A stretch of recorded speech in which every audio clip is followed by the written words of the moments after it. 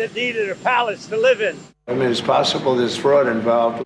The nearly 100-year-old building is in need of safety updates to the antiquated electrical grid, plumbing, HVAC, and fire detection systems. This is a very expensive job. I don't know. It got out of control. And that happens. That happens. It's a shame. The project cost has shot up from $1.9 billion to $2.5 billion, which the Fed claims is due in part to asbestos remediation, security enhancements like blast-resistant windows, and inflation. Workers seen adding steel framing and reinforcing the walls temporarily clad in plywood to protect the building's historic integrity, another added cost. Staff telling the press that building a brand new building would have been much cheaper. The Fed has had big mission creep, and that's where a lot of the spending's going. That's why they're building these new or refurbishing these buildings. And I think they got to stay in their lane. That's Treasury Secretary Scott Bessent, seen as a possible replacement for Jerome Powell.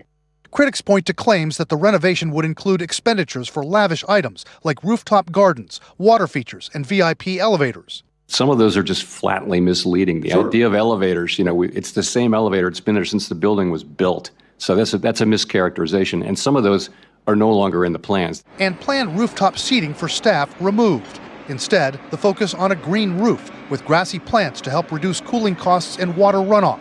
Federal Reserve watchers say Trump's focus on the building is only a sideshow.